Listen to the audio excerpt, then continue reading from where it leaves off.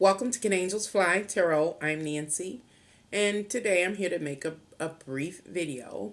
It is about ancestors and altars and summoning or meditating on the ancestors, working with the ancestors in short.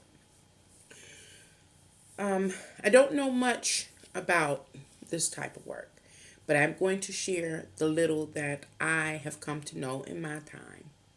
And the reason why I'm sharing this information, plus another little series of videos that has other kind of like spiritual information, is because of where we are at this point in time in the history of humanity. I believe that it is important for us to understand the workings of spirituality and the reality behind it, not the folklore, not the fairy tales, not the spookism, but the reality.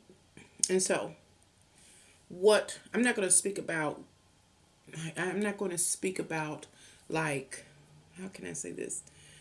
The part, most likely, I'll say, I won't speak of the part of the ancestors relative to, again, the spookism or the ghostly or the phantom part, the part that you can't see. I just want to speak about like how, okay, how can I say this? Again, these videos that I'm making, this little series is just a little side notes, so that we all on the same page. So there's no order to it. I don't have any notes, just sharing. What do you call it? What is it called? The labels used here for working with the ancestors. What does it mean to work with the ancestor? I guess who is an ancestor? An ancestor would be anyone in your bloodline that came before you. Anybody. Whether it's a parent that is deceased or grandparents or great grandparents, aunts, uncles, cousins, anybody that is a part of your bloodline that came before you that is now deceased. And why would a person want to work with their ancestors? It is because all that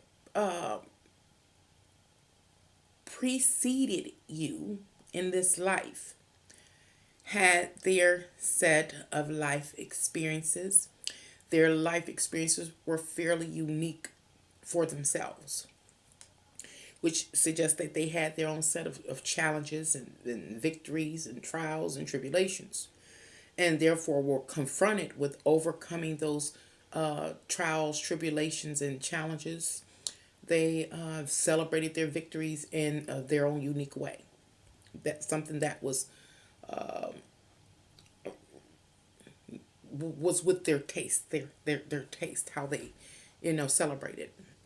Um, Celebration was a part of their personal fabulous self-expression. So a person desires to tap in with the desire to tap in to an ancestor, rather a deceased parent, again, grandparent, aunt, uncle, cousin, whoever was preceded them, preceded an individual, live living individual in death, and is again part of the bloodline. And so a person would want to work or get in touch or in line or in tune or in sync with the ancestor in order to do what? Find out answers. Answers. And the answers to what?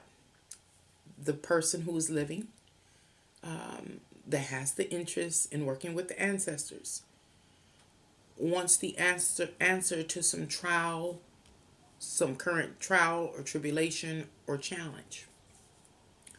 Or, of course, wants to tap into how to commemorate or celebrate a moment. And how can I say this? When a person's back is against, how can I say? Let me start with the blood, go back to the bloodline.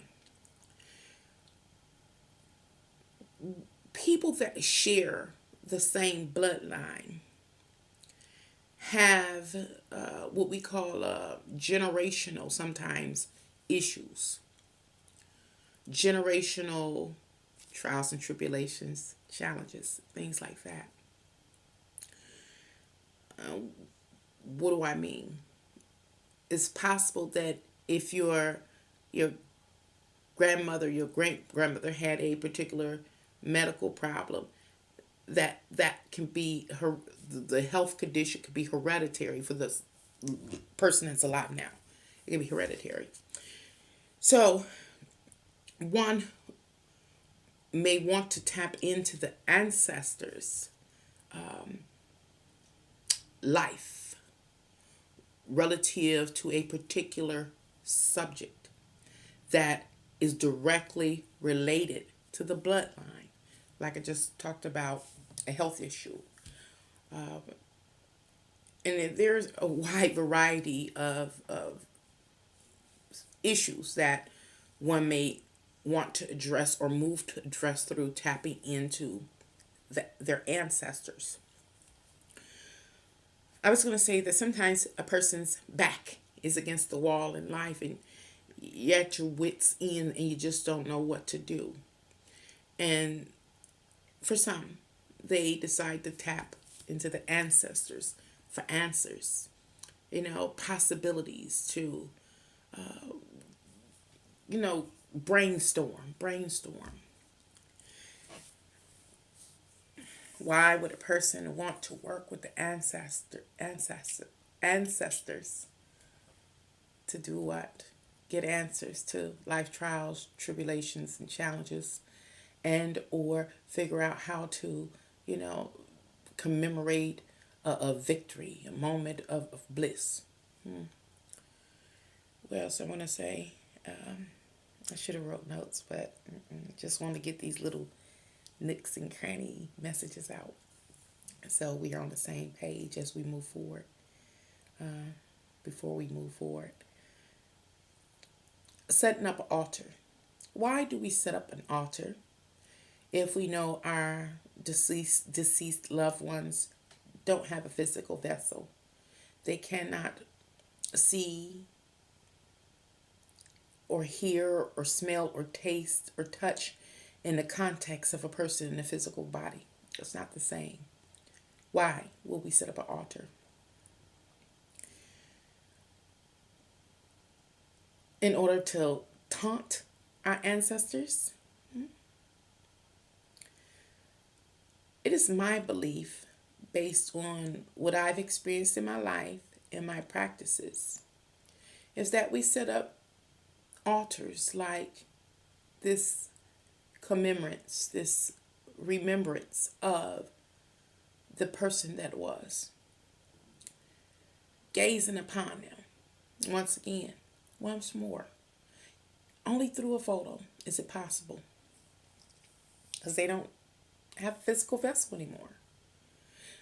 Upon looking at a family member, an ancestor, how can I say this? Our memories seem to fade over time. We know we once had mom, we had pop, we had our grandparents, our great grandparents, or whoever it may be, that ancestor. We know that. But something about time and the memory, it seems to kind of fade out just a little bit. But to rejuvenate, to have the mind recall more details about the person, we may build an altar. And that altar may have their picture. That family member. You get to see their smile.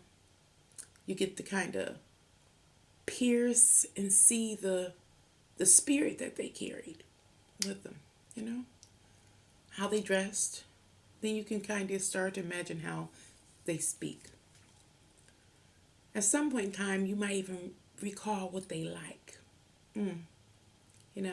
Somebody liked rolls, ROLLS, rolls, dinner rolls. They may have liked some red wine, and we sit those things out. Oh, I remember that they liked the smell of pine trees.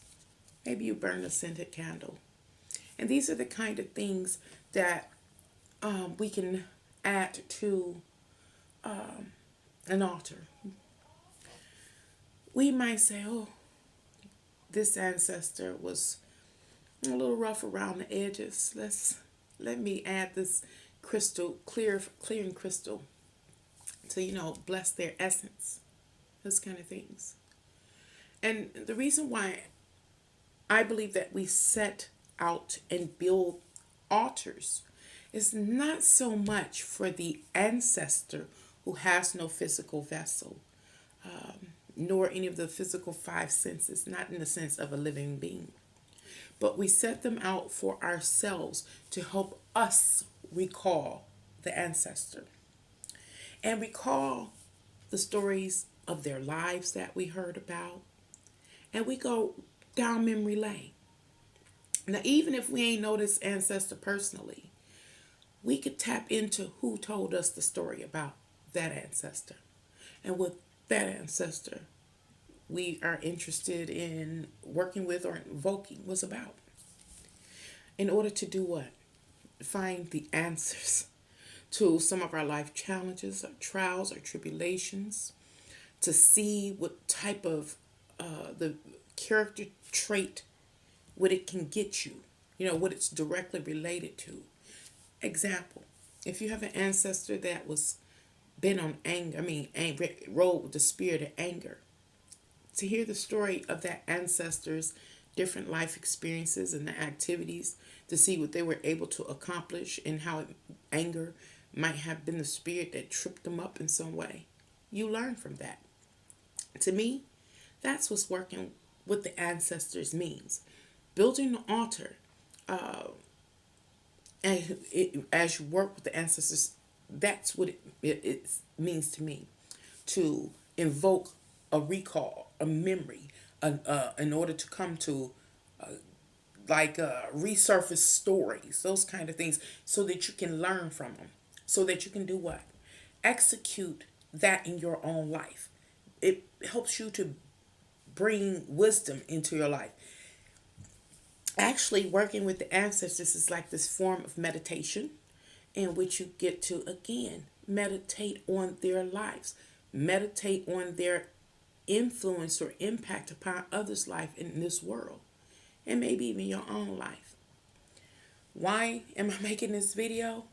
It's because I really feel like soon and very soon, when I say we, I mean me and you, anybody visiting my channel, will be moving forward. And these are important things to know, because these are tools that you can use. Prior to this video, I made a video about selling your soul to the devil, part 2. And it talks about how we who, people in humanity, embody an ancient malevolent entity, negative energy. And we perpetuate evil in the world, but we act like we don't know. And so I made that video to point out, yeah, some of us are guilty, and also that we have a choice.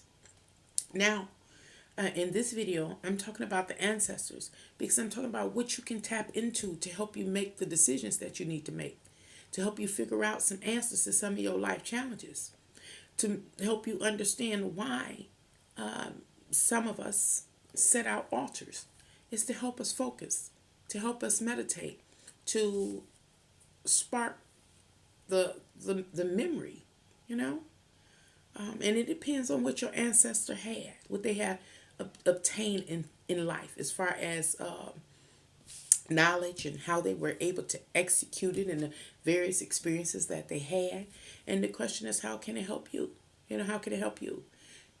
It can help you, advance yourself, or it can help you just stay out of trouble. Either way, that's a tool that's readily available to every human being on this earth. It doesn't matter if your ancestors were a hot mess or they were absolute geniuses. Either way, you can learn from the past. Thank you for coming here to Can Angels Fly and listening to my little short video on working with the ancestors. Bye.